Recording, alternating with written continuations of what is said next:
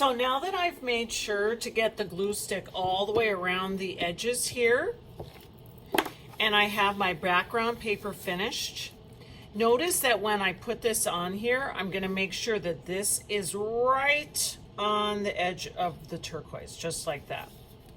And you just kind of walk it on there like this, but then to make sure that it's on there really good, you're going to take the whole thing. Remember, you want that to match up. You don't want this to be higher up like this, like he's floating. You want to have him right lined up right there.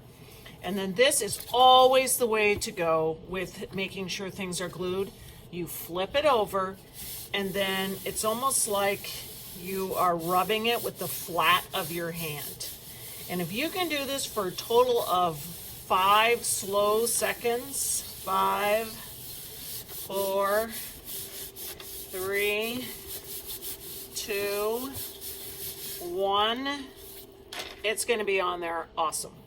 Now, some of you are going to be freaked out. Oh no, I have little marks on there. That's okay. This is supposed to look like a rock, remember? And in fact, some kids in one of my classes figured out that if they took their finger and just traced over, it's almost like you just do this rubba, rubba, rubba over the line, you're going to see that it's going to make a really, really cool shadow. And it's going to make it look even more like it's rock. Now notice, I'm not doing this. Oh! No. And I'm really not wild about getting a lot of black on this background piece of paper. But it's just a matter of being careful. You're just taking your finger and you're just rubbing those lines so that it ends up looking a little bit more like stone. And I have a feeling if you're doing it, you're going to be going, oh, yeah, she's right. That does look cool. Okay, so once you have this finished, now, lest you think you're done for good, you are not, we need to make a frame. Now, the artwork that we've been studying today from the Easter Islands is actually based on people in the Polynesian Islands.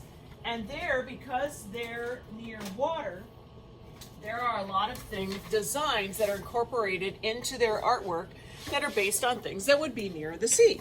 So check this out. Here are designs that look like shark teeth. Here we can see turtle shells, designs with fish, lizards. Here's the whole body of a turtle. Here are spearheads when they would have been hunting. And then these are just some designs that they made where they kind of combined them or formed them in a different way. So here's how this is going to work.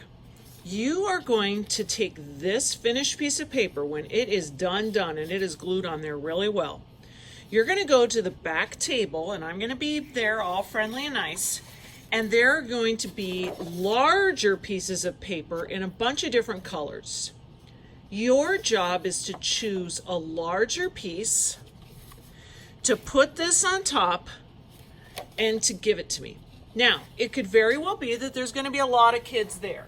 And usually what happens is that someone goes, I want to be first. Okay, that's annoying for one. You can be patient. But also people will come to me and be like, Miss Heaturks, do it. And it's like, no, what did I say? This needs to be on top of your big paper. You hold it like this, and then you wait for me. What I'm going to do is just go staple, staple, because I'm going to make sure that it's nice and centered. You're going to go back to your seat and you're going to put some glue stick underneath here. And what have we learned about gluing? If you want it to stick, you flip it over and you do 1, 2, 3, 4, 5. When you flip it back over, oh, so nice. I just can't even get over what a difference it makes. Now that I have this done, you are going to take that wonderful big fat Sharpie that I gave you, and now you're going to use it to make a frame. Some kids like to carefully kind of trace around the whole thing before they start. You do not have to do that. Some kids get a little nervous about going off the line or whatever. And then you're going to look at that Polynesian symbol chart, and you're going to start to think, what fabulous and wonderful thing can I do along my frame? For example, let's say that I really like those turtle shells there. Well, maybe I would put those down here. Maybe I would put 3 down here and color it in. And then maybe I could go and do them up here, just to kind of balance it all out.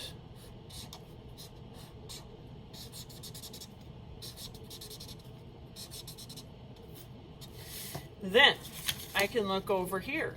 Oh man, there's all kinds of really cool stuff. I could come here and I could start to do some of my shark teeth going down the side here. I could put those lines on there if I like. I'm going to have some examples over the sink of other ones, because the ones I'm doing here aren't even nearly as cool as the ones that I've seen other kids do, where they just look at the idea sheet and maybe they have a whole bunch of spears, or they do a whole combination, or sometimes they would do the very, very same thing all the way around. When you're completely finished, we're going to make sure that your label is on the back of all of this. You're going to have this finished, and then you're going to be doing something nice for me, which is to get all your supplies back together. Your glue stick is going to be capped. You're going to have it, if at your desk all your oil pastels are all out here because you've been working, you're going to make sure they're all back in there. This Sharpie, you're going to make sure that it is capped. That black oil pastel that everyone's always freaking out about, wondering where it is, make sure that's in there. And you're just going to look, are all my oil pastels, my scissor, black Sharpie, glue stick, and yep, the black oil pastel. If you have all that, that's at your desk, that's going to be awesome. Okay, have fun.